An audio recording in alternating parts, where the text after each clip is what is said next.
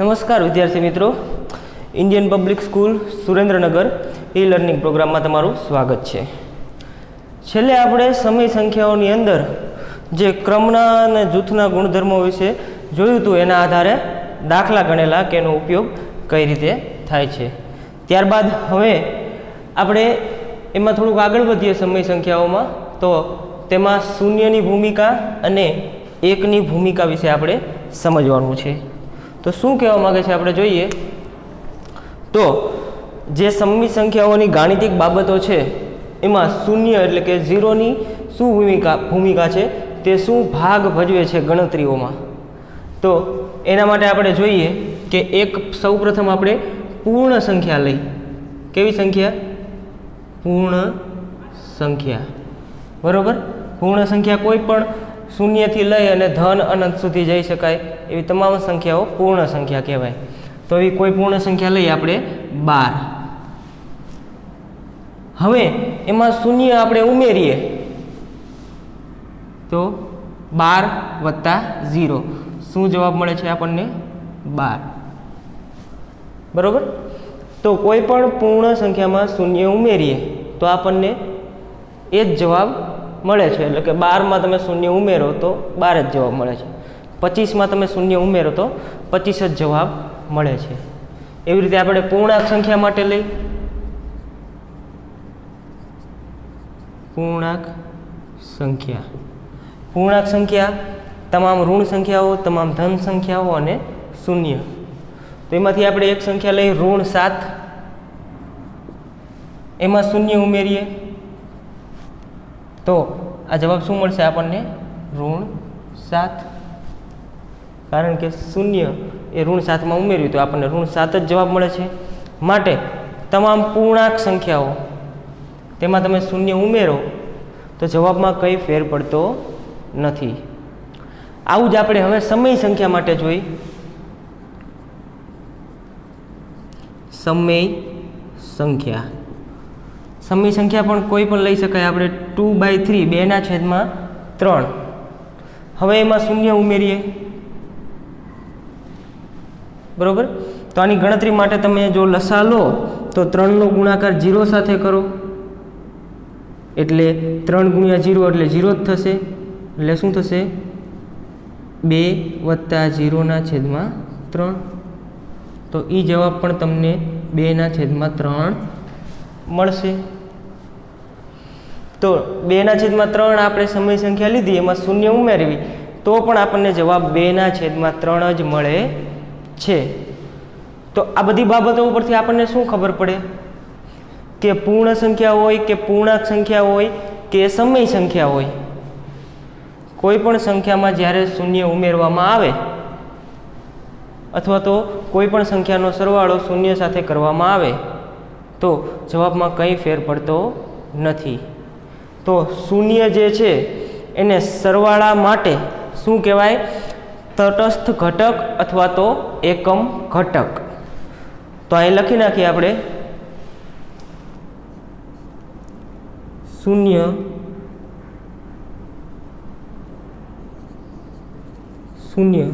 એટલે કે 0 એ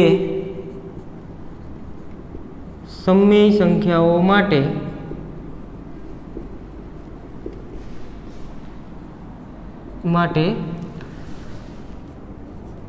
તટસ્થ ઘટક, એટલે કે આપણે એને એકમ ઘટક પણ કહી શકીએ. તટસ્થ ઘટક કહેવાય છે. બરોબર. એટલે કે કોઈ પણ સમય સંખ્યા એ આપણે લઈ તો એમાં 0 ઉમેરીએ તો આપણને એ જ જવાબ મળે છે, અથવા તો 0માં એ ઉમેરીએ તો પણ આપણને એ જ જવાબ મળે છે. અહીંયા એ એટલે શું?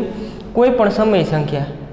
આપણે દરેક સમય સંખ્યાનો સમાવેશ માટે ખાલી એનો ઉપયોગ કરેલો છે. એ બરાબર તમે આ 2/3 2/3 લઈ શકો, 7/22, ઋણ 10/3, કોઈ પણ સંખ્યા લઈ શકો. બરાબર. એટલે શૂન્ય એ સમય સંખ્યાઓ માટે તટસ્થ ઘટક છે. પણ કઈ બાબત માટે?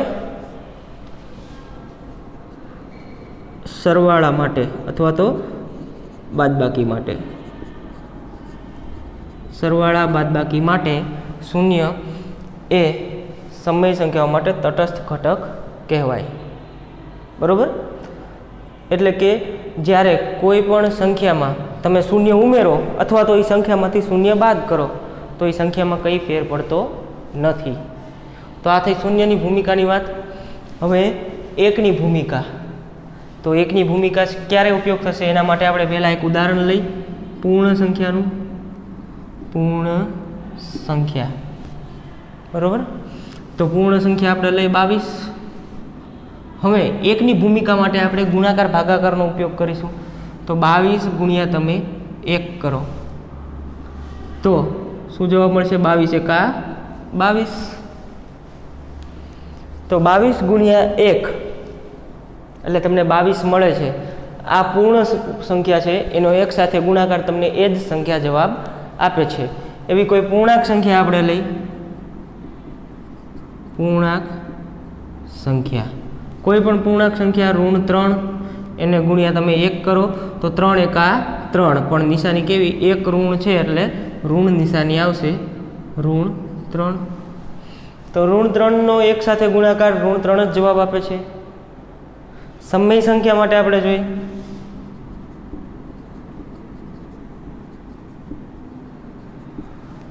સમય સંખ્યા આપણે લઈ ઋણ 7/2. આનો ગુણાકાર આપણે 1 સાથે કરી તો અહીંયા 1/2 કાંઈ નથી એટલે 1 તો હોય જ. અંશ અંશનો ગુણાકાર કરી ઋણ 7 ગુણ્યા 1 અને છેદમાં 2 ગુણ્યા 1 એટલે 2. અંશમાં ગુણાકાર શું થશે? ઋણ 7 અને છેદમાં 2. તો ઋણ 7/2 આપણે સંખ્યા લીધી હતી, આપણને એનો એ જ જવાબ મળે છે.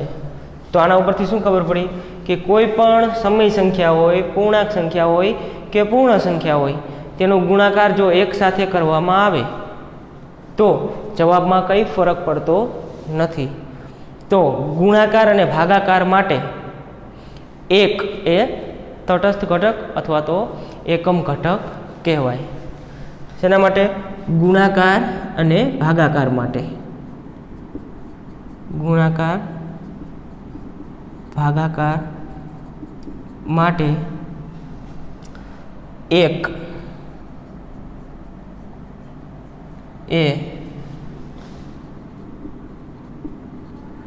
સમય સંખ્યા માટે તટસ્થ ઘટક અથવા તો શું કહી શકાય? એકમ ઘટક કહેવાય છે. બરાબર? એટલે કે કોઈ પણ સમય સંખ્યા આપણે એ લઈ એનો ગુણાકાર તમે 1 સાથે કરો તો તમને એ જ જવાબ મળે, અથવા તો 1નો ગુણાકાર તમે એ સાથે, એટલે અહીંયા એ શું છે? કોઈ પણ સમય સંખ્યા. બરાબર? ગુણાકાર ભાગાકાર માટે એટલા માટે આપણે લખેલું કે કોઈ પણ સંખ્યા એનો તમે 1 વડે ગુણાકાર કરો કે 1 વડે ભાગાકાર કરો જવાબમાં કંઈ ફેર પડતો નથી. એટલે 1 એ ગુણાકાર ભાગાકાર માટે તટસ્થ સંખ્યા છે અથવા તો એકમ ઘટક છે. હવે અહીંયા આપણે સમય સંખ્યાનું કીધું કે સમય સંખ્યા માટે તટસ્થ ઘટક છે, પણ એવું જરૂર નથી કે સમય સંખ્યા માટે તે દરેક સંખ્યાઓ માટે હોય. પણ આપણે અહીંયા સમય સંખ્યાઓ વિશે અભ્યાસ કરવાનો છે એટલે આપણે સમય સંખ્યાની વાત કરી કે પૂર્ણ સંખ્યા માટે પણ તટસ્થ ઘટક છે અને પૂર્ણાંક સંખ્યાઓ માટે પણ તટસ્થ ઘટક છે. બરાબર? તો અહીંયા આપણને એ ખબર પડી જાય કે શૂન્યની અને 1ની ભૂમિકા શું છે. સરવાળા બાદબાકી અને ગુણાકાર ભાગાકાર માટે શૂન્ય સરવાળા બાદબાકીમાં તટસ્થ ઘટક અને 1 ગુણાકાર ભાગાકાર માટે તટસ્થ ઘટક છે. બરાબર? ત્યારબાદ હવે આપણે સમય સંખ્યાઓની અંદર વિરોધી સંખ્યાઓ કોને કહેવાય અને વ્યસ્ત સંખ્યાઓ કોને કહેવાય એ જોઈશું.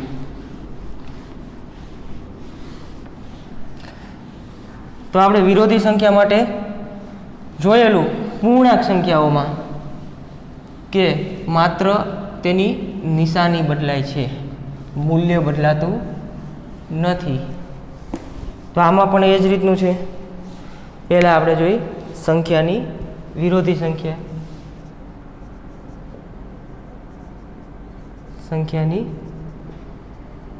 વિરોધી સંખ્યા, અને પછી જોઈશું આપણે સંખ્યાની વ્યસ્ત સંખ્યા. બરોબર. તો વિરોધી સંખ્યાની વાત કરી તો આપણે અગાઉ વાત કરેલી કે વિરોધી સંખ્યામાં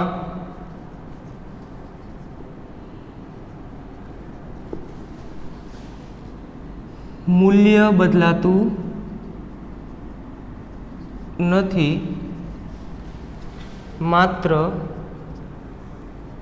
નિશાની બદલાય છે. બરોબર. વિરોધી સંખ્યામાં મૂલ્ય બદલાતું નથી, માત્ર નિશાની બદલાય છે.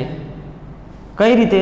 તો આપણે પૂર્ણ સંખ્યાની વાત કરી તો એક ઉદાહરણ લઈએ આપણે 7ની વિરોધી. 7ની વિરોધી સંખ્યા, તો 7 એક પૂર્ણ સંખ્યા છે. 7ની વિરોધી આપણને કીધું હોય તો 7 જે છે એ કેવા સંખ્યા છે? ધન સંખ્યા છે. એની આગળ આપણે ધનની નિશાની નથી મૂકતા, પણ એ કહેવાય તો ધન જ સંખ્યા. બરાબર. તો એની વિરોધી માટે મૂલ્ય બદલાતું નથી, એટલે 7 જે છે એ એમના એમ રહેશે, એના મૂલ્યમાં કંઈ ફેરફાર થશે નહીં, પણ નિશાની બદલાશે, માત્ર નિશાની બદલાશે. તો અહીંયા ધન નિશાની છે, તો અહીંયા ઋણ નિશાની. બરાબર. એવી રીતે કોઈ પૂર્ણાંક સંખ્યાની વાત કરે તો કે ઋણ 6ની વિરોધી. ઋણ 6ની વિરોધી, તો 6નું મૂલ્ય બદલાશે નહીં, 6 એમના એમ રહેશે. ઓછાની નિશાની છે એ વત્તાની નિશાની, એટલે ધન નિશાની, જે ઘણી વખત તમે ન મૂકો તો પણ ચાલે. તો ઋણ 6ની વિરોધી સંખ્યા ધન 6. આવું જ તે આપણે સમય સંખ્યાઓ માટે જોઈ તો સમય સંખ્યાઓ આપણે લઈ 3/4, તો આની વિરોધી સંખ્યા 3/4 એક જ સંખ્યા કહેવાય, સમય સંખ્યા. તો એનું મૂલ્ય બદલાશે નહીં, 3/4 એમની એમ રહેશે, પણ નિશાની બદલાશે, એટલે ધનની જગ્યાએ ઋણ નિશાની લાગશે. બરાબર. આ ઋણ નિશાની તમે 3ને પણ આપી શકો અને 4ને પણ આપી શકો. આના બરાબર તમે ઋણ 3/4 આમય લખી શકો અને 3/4 આમ પણ લખી શકો.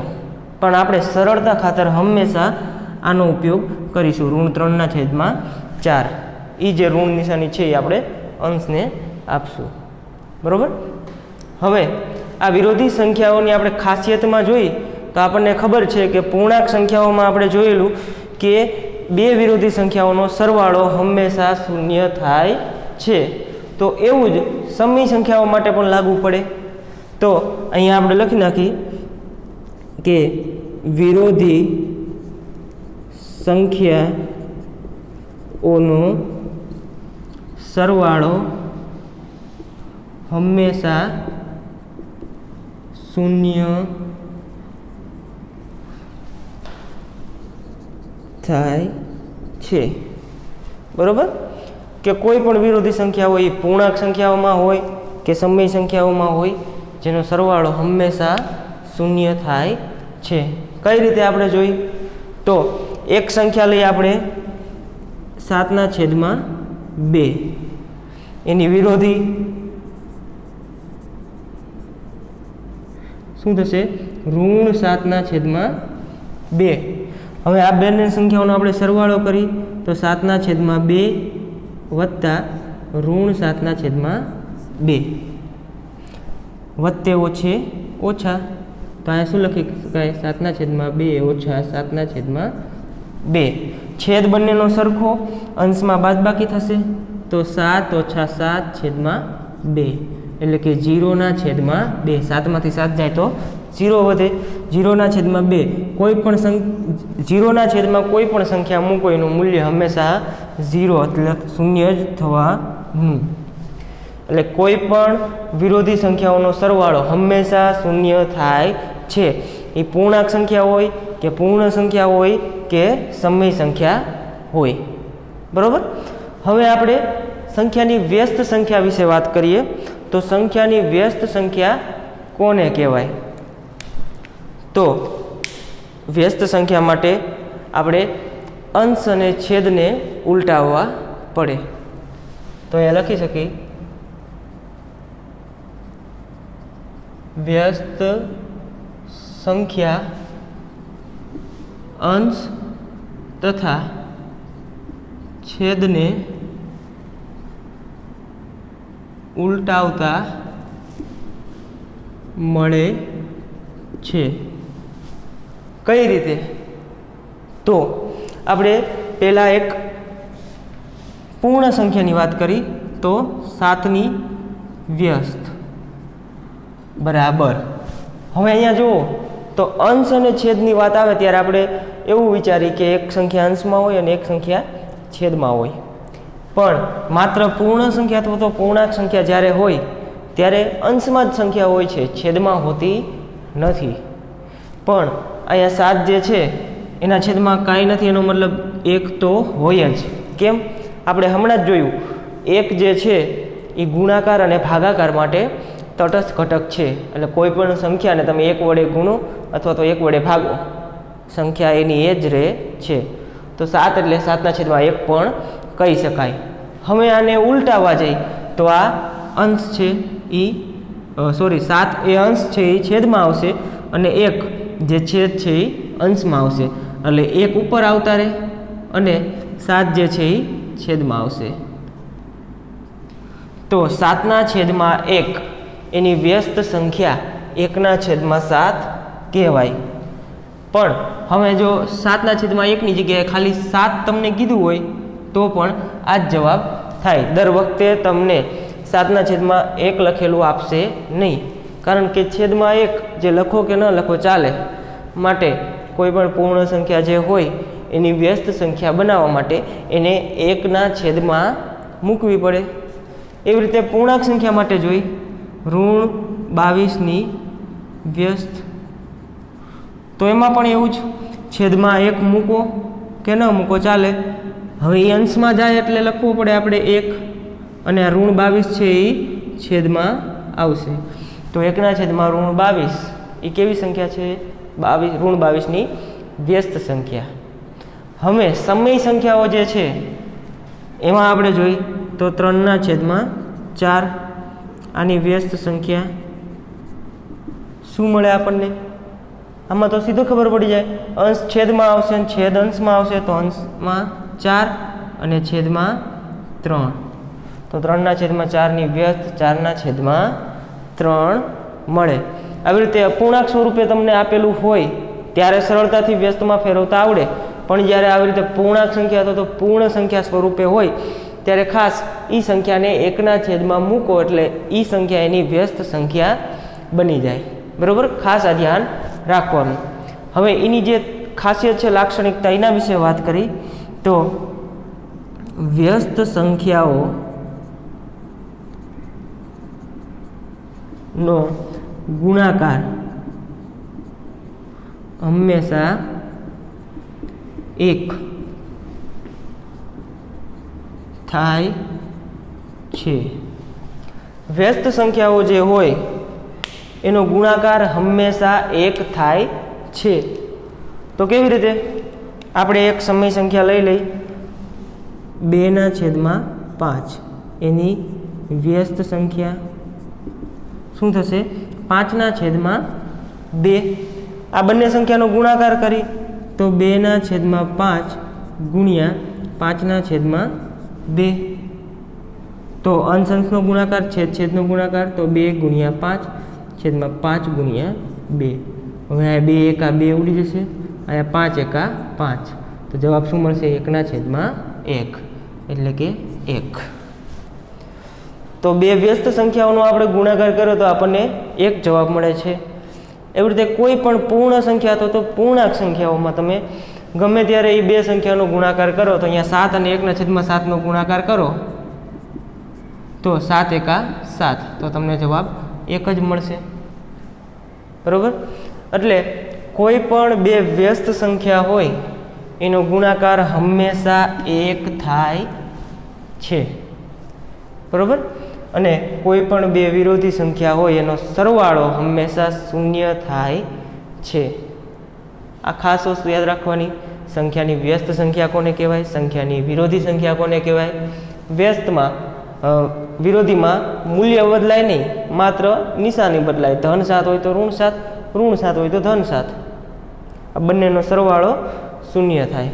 અને વ્યસ્તમાં અંશ અને છેદ ઉલટાવતા આપણને એ વ્યસ્ત સંખ્યા મળે છે. એટલે 7 હોય એને છેદમાં મૂકો અને છેદના એક અંશમાં લઈ જાઓ તો 1/7 એ એની વ્યસ્ત સંખ્યા બને. અને વ્યસ્ત સંખ્યાઓનો ગુણાકાર હંમેશા 1 થાય છે. આ બાબત ખાસ ધ્યાન રાખવાની.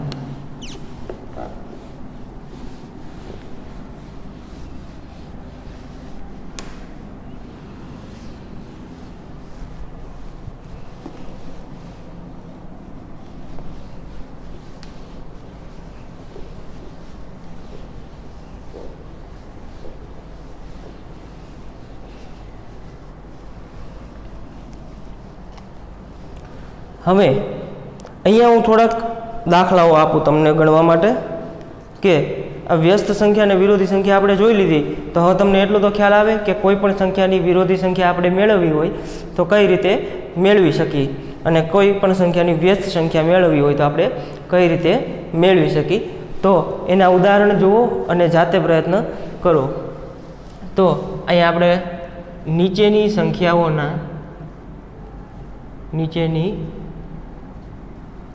સંખ્યાઓની વિરોધી સંખ્યા મેળવો.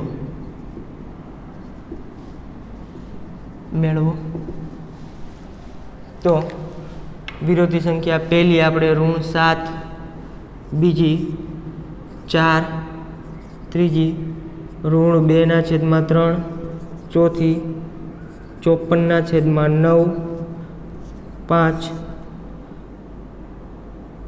1/27, બરાબર. આ ઋણની નિશાની આપણે અહીંયા મૂકી દઈએ, ઋણ 1/27. તો આ 5 જે સંખ્યાઓ છે એની વિરોધી સંખ્યા મેળવો અને એવું ચકાસવાનું કે જે વિરોધી સંખ્યા તમે મેળવી છે એ બે સંખ્યાઓ એટલે આ સંખ્યા અને એની વિરોધી સંખ્યાઓનો સરવાળો 0 થાય છે કે નહીં તે ખાસ કરીને ચકાસવાનું. હવે નીચેની સંખ્યાઓના વ્યસ્ત સંખ્યા મેળવો. બરોબર. તો એમાં આપણે ઉદાહરણ આપી 3/4, બીજું ઋણ 27, ત્રીજું 54/3, ચોથું 31 54/, અને ઋણ 22/5. હજી એક સંખ્યા આપણે આપી દઈ 1/3. તો આ જે સંખ્યાઓ છે તેની વ્યસ્ત સંખ્યા મેળવવાની. એના માટે પહેલાં વાંચી લેવાનું કે વ્યસ્ત સંખ્યામાં શું છે, તો કે અંશ અને છેદને ઉલટાવવાના. વ્યસ્ત સંખ્યા મળી જાય પછી એવું ચકાસવાનું કે આ બંને વ્યસ્ત સંખ્યાઓ જે છે એનો ગુણાકાર 1 થાય છે કે નહીં. બરાબર. તો આ 10 જે દાખલા છે વ્યવસ્થિત જાતે ગણવાનો પ્રયત્ન કરવાનો. આ સિવાય બીજા તમારી જાતે કેટલાક ઉદાહરણ ગણવાના, અને હવે પછીના નેક્સ્ટ લેક્ચરમાં આપણે આગળનો અભ્યાસ કરીશું.